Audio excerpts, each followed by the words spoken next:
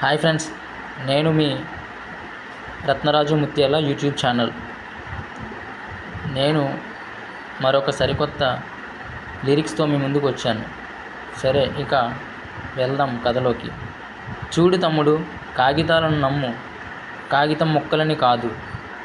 ఎందుకంటే డబ్బులు కన్నా కాగితములు మిన్న. జాగ్రత్తగా విను.